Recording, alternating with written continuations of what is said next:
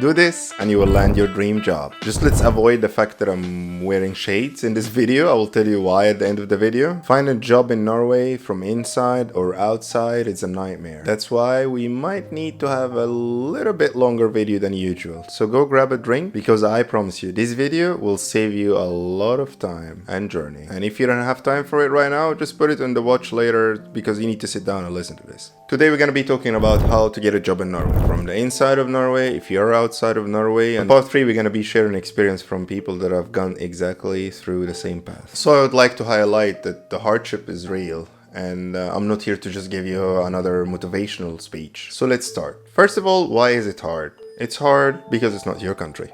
That's number one, I would say. Nobody knows how big is company X that you've been working for. What applies in your home country or the country you just came from does not necessarily apply in Norway. There is many rules and regulations protecting workers in Norway. Hence, it's not easy to fire them. So any employer would think twice or make sure the candidate is perfect for the role, because it's not easy to get rid of them. And many more reasons. Well, let's talk about what can we do about it. Do not learn the language, learn the market.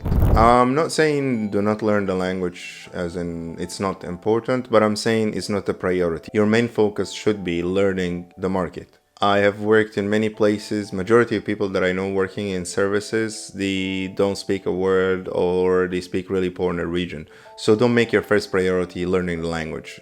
Speaking Norwegian is not a must to find a job in Norway. Of course, there's some exceptions to that. If you're gonna work as a doctor or as a pharmacist or something like that, that's another story, but I'm talking about as a general rule. Change your name. A lot of hardship comes because, especially for some sectors, as said before, unfortunately, in reality, people get stereotyped, get put in a box, associated with certain groups, which is totally wrong. There is regulations about it in Norway protecting people and having fair opportunity for everyone, but unfortunately, in reality, it's not the case. A lot of people have reported that by changing their name, it actually helped them a lot, or they could land a job. Is it the only reason? Is it maybe they got more experience? That's a different story, but for sure, your name plays a role in what kind of a job you'll get and whether or not you'll get a job. Change your name, at least on the CV. Trying staffing companies could be a great start for you to get an experience or a Norwegian experience to add on your CV, to network, to get a feeling of the market and what they actually need. Trying staffing companies, I would highly recommend you to do it. Also, many people start with staffing companies as temporarily workers, and then they get hired or they get like fast contract, or they get permanent contract. So staffing companies can get handy. My next step is avoid staffing companies, even if they pay you more. Staffing companies could be a really good entrance into the market. If you happen to have to choose between a non-permanent contract and a permanent contract, always go for the permanent one, even though they pay you less. Many people have been reported a lot of issues with staffing companies, really bad experience. So it could be a really great opportunity if you want to enter the market, but use them. Don't let them use you, because they are also tending to abuse the workers. You don't have much of security with them. It's really hard to prove anything against them because they really know the laws by their heart. They use any loops in the labor laws against you. Of course, there are a couple of them that have good reputations compared to the others, but overall, definitely go for a permanent job, not for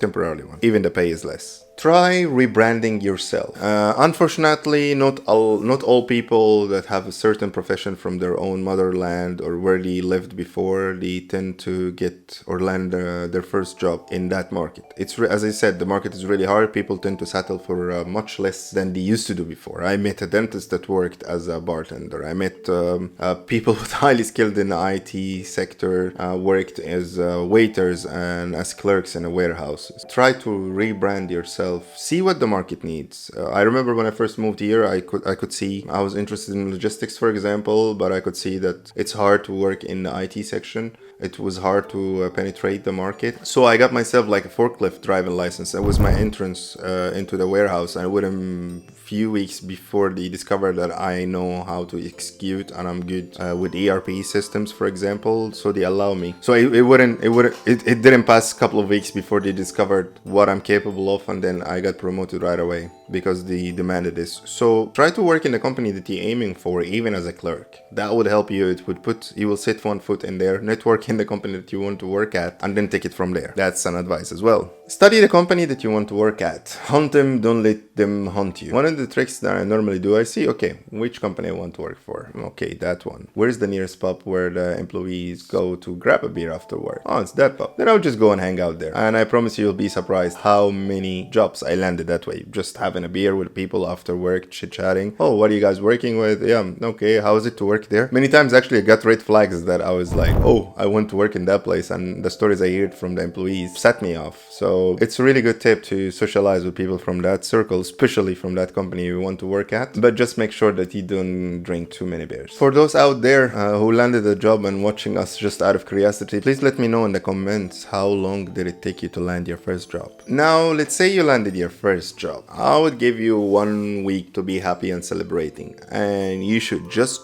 jump back again into hunting jobs. Why I'm saying this? Because normally people will get their first job, would be so desperate to get it, especially with considering the prices, how much does it cost in Norway, and so on and so forth. The thing is, majority of us would just settle for the least, or just having a foot in there. Why I say that? Because the very first moment you land a job, even with the worst conditions, you have a leverage and you will be negotiating much better. It's right now I got a job, but I'm looking for something better. You could even if you got an offer and you're satisfied with the place you're working at, you could use it as a leverage to ask for a salary raise, or say, you know what, I got a job, you guys are happy with me, I'm happy to work here, but I'm sorry, like, I need a raise. And when you have a contract or when you have an offer that you can show your current working place, that's so much easier for your boss to be like, okay, I'll give him the raise, because simply you have a leverage. So be always in constant studying and learning something new, because that will boost your value and give you much more leverage and you become much more attractive to the market as you evolve into it. So don't settle down for the minimum job, because that's really sad, especially with people coming to Norway with big dreams. Then just settling for the least is really sad. So chop,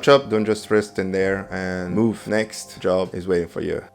Also, I'm going to be interviewing HR experts, but first please let me know in the comments if this is something that's going to be interesting for you guys, not to just waste a lot of energy and waste somebody else's time, not to interview them on my channel and so on, because it's going to take a lot of effort for me to get some HR experts. Please forward this video for somebody that is in need, because I know the frustration, and the reason I sat down here and made this video, even though it's out of my niche, is just because I know how frustrating this subject is. So forward it for somebody that just moved in Norway or looking for a job. I'll leave you the link down below so you can ask me any questions or get me to review your CV and give you some hints and tips and tricks. That's it for part 1. We're gonna be making part 2, where we talk about how to get a job in Norway from outside of Norway, and then finally part 3, we're gonna be talking about where we share people experiences and how they landed their first job in Norway. Don't forget to let me know in the comments if you want me to get an expert on the channel, if that's something that would be interesting for you guys. If you have subscribed, thank you very much. If you haven't, that's really sad, because we most likely won't see each other again. And then yeah, the story of the shades. The reason I'm having the shades is I was out camping.